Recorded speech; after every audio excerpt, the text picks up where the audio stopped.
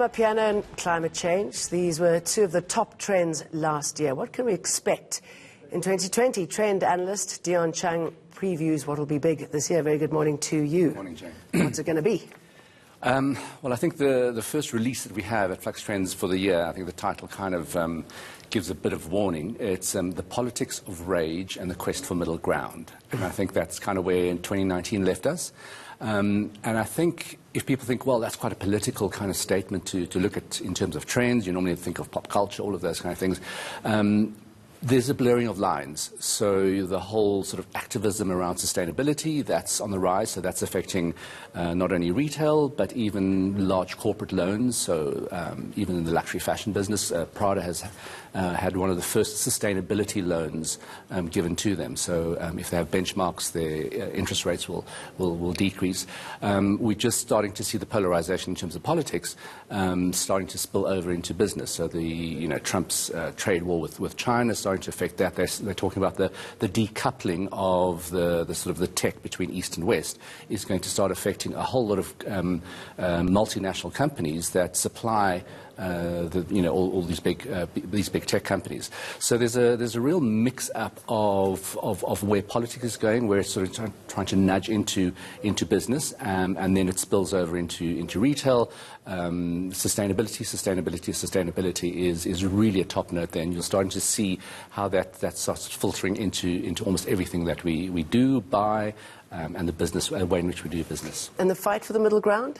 The fight for the middle ground, I've called it that because I think we've kissed common ground goodbye in 2019. You've just seen, with the start of 2020, just how polarized things. If you look at the entire South American, the Latin American situation, almost every single country there, you're seeing that the inequality is sparking things. So very, very small things, as we did see in the Arab Spring.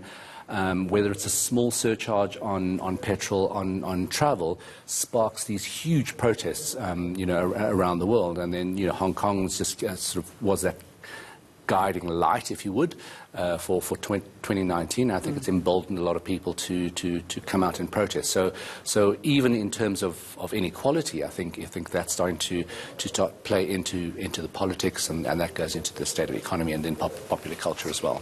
Pretty ominous, the trending hashtag World War III, yes, after what we saw between Iran and the US. I mean, the pretty, certainly in this country, a violent world of Twitter. Yes. Where's it leading us? Well, I think people are at least starting to go to the edge and then pull back. I think we've realized kind of what the roles of the different social media platforms are. The pleasant ones just suck you down a rabbit hole for the entire weekend and reemerge.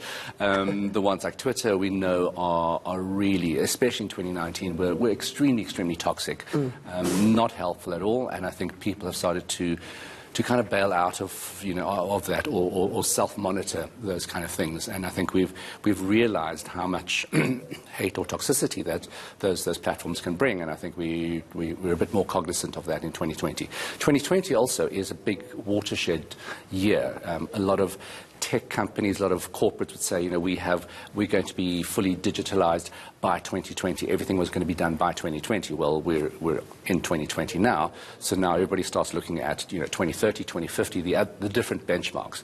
But I think things will change, and I think things have come to such a head politically, socially, economically, that something's got to give in 2020, and we just hope that it is that middle ground if we can't reach common ground. And I'm not sure it's the right thing to say, but light relief, the royals, what's happening there? There was, and even there, they're trying to find middle ground as well, to try and do that. But it's really strange because if I said that all of these sort of political and economic and inequality issues start spilling into popular culture, if you just look at the release of Joker last year, the movie, people have been adopting the movie is a reflection of the times as well. Right. People have been putting on Joker masks whether it's in Hong Kong, whether it's in South America, with these protests.